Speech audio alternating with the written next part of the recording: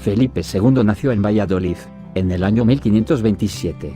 Fue hijo del emperador Carlos V, que le legó todas las posesiones de Europa y América, pasando a ser, como ya fuera su padre, el monarca más poderoso de la época. Fue un hombre austero, profundamente religioso y muy bien preparado para las labores de gobierno, a las que consagró todas sus energías. Se le conocía como el rey prudente, asumió como su deber la defensa de la fe católica, y combatió tanto la propagación de la reforma protestante en Europa como los avances del Imperio Otomano en el Mediterráneo.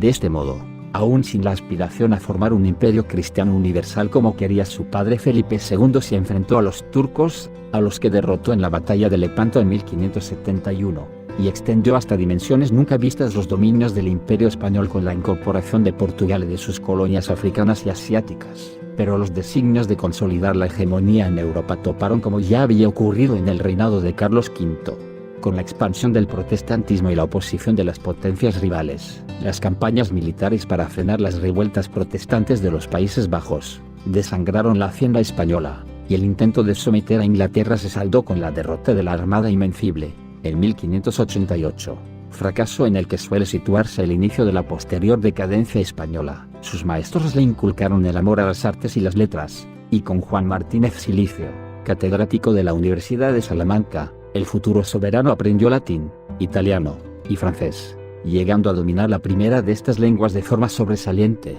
Juan de Zúñiga, comendador de Castilla, lo instruyó en el oficio de las armas. A los 11 años quedó huérfano de madre, lo que lo afectó hondamente y marcó para siempre su carácter taciturno. El joven Felipe participó personalmente en la defensa de Perpiñán con solo 15 años, y a los 18 había tenido su primer hijo, Carlos, y había quedado viudo de su primera esposa, su prima doña María Manuela de Portugal. Durante el reinado de su padre asumió varias veces las funciones de gobierno, bajo la tutela de un consejo de regencia, por ausencia del emperador, en ocasiones en que la atención de Carlos V era absorbida por conflictos en los Países Bajos o en Alemania, adquiriendo de esta forma una experiencia directa que complementó los valiosos consejos de su progenitor. En 1554, el rey y emperador Carlos V le transfirió la corona de Nápoles y el ducado de Milán. Ese mismo año, la boda con María Tudor convirtió a Felipe II en rey consorte de Inglaterra. Finalmente, el fatigado emperador resolvió abdicar en favor de Felipe,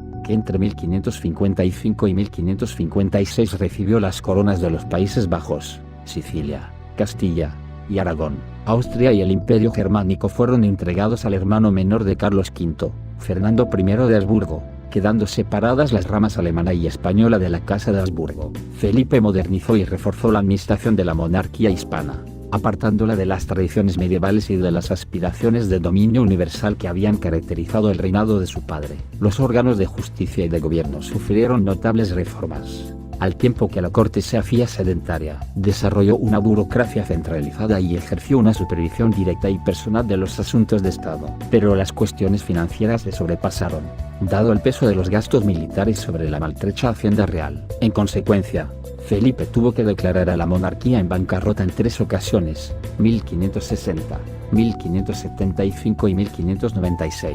Alrededor del rey se disputaban el poder 2 partidos: el de Fernando Álvarez de Toledo, duque de Alba, y el que encabezaron primero Ruy Gómez de Silva, príncipe de Bolí, y más tarde Antonio Pérez. Las luchas entre ambas redes se exacerbaron a raíz del asesinato del secretario Juan de Escobedo en 1578, culminando con la detención de Antonio Pérez y el confinamiento del duque de Alba. Desde entonces hasta el final del reinado dominó el poder el cardenal Granvela, coincidiendo con la época en que, gravemente enfermo, el rey se alejó de los asuntos de gobierno y delegó parte de sus atribuciones en las recientemente creadas juntas. La división de la herencia de Carlos V facilitó la política internacional de Felipe II. Al pasar el Sacro Imperio Germánico a manos de Fernando I de Habsburgo, España quedaba libre de las responsabilidades imperiales. En política exterior, Felipe II tuvo que abandonar el proyecto de alianza con Inglaterra a causa de la temprana muerte de María Tudor en 1558. Las victorias militares de San Quintín en 1557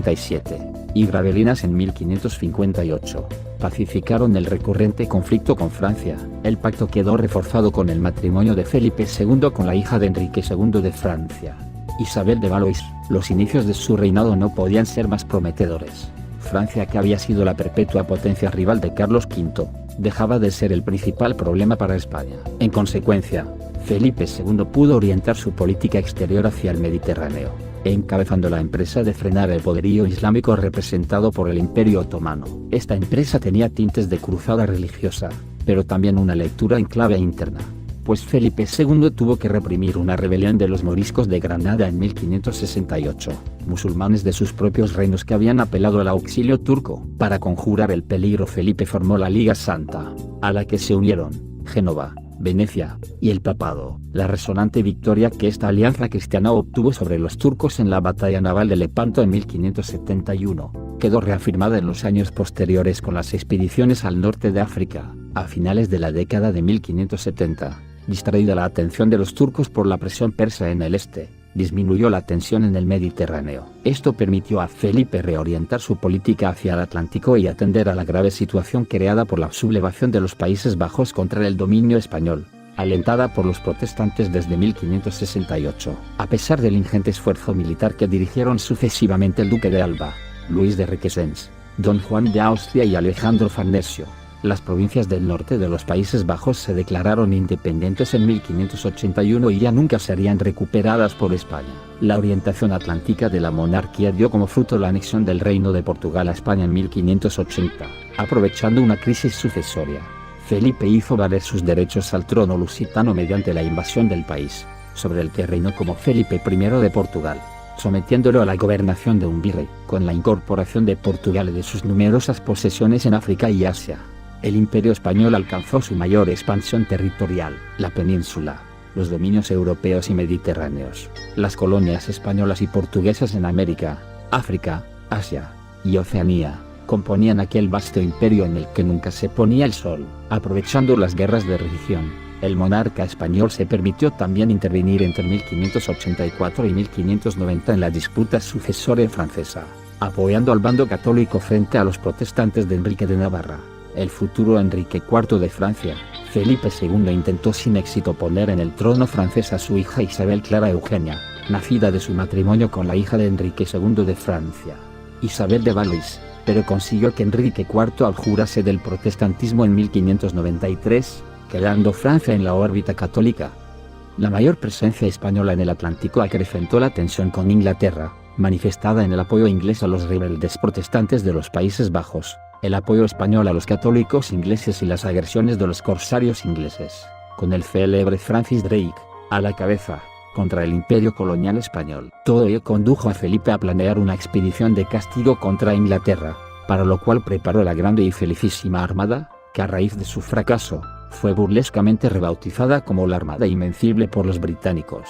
Compuesta por 130 buques, 8.000 marineros, 2.000 remeros y casi 20.000 soldados, la Armada zarpó del puerto de Lisboa en mayo de 1588 con destino a Flandes, donde las tropas habían de engrosarse aún más. En su primer encuentro con el enemigo en el mes siguiente se demostró fehacientemente la superioridad técnica de los ingleses, cuya artillería aventajaba de manera notoria a la española. Tras algunas desastrosas batallas en el Mar del Norte, la Armada regresó, pero en el camino de vuelta halló fuertes galeonas que provocaron numerosos naufragios y terminaron de malbaratar la expedición. Es fama que, enterado de este descalabro, compungido y contrariado, Felipe II exclamó: «No envíe a mis naves a luchar contra los elementos». Con la derrota de la Invencible se iniciaba la decadencia del poderío español en Europa. Tal declive coincidió con la vejez y enfermedad de Felipe, cada vez más retirado en el Palacio Monasterio del Escorial, construido bajo su impulso entre 1563 y 1584. Al morir le sucedió Felipe III,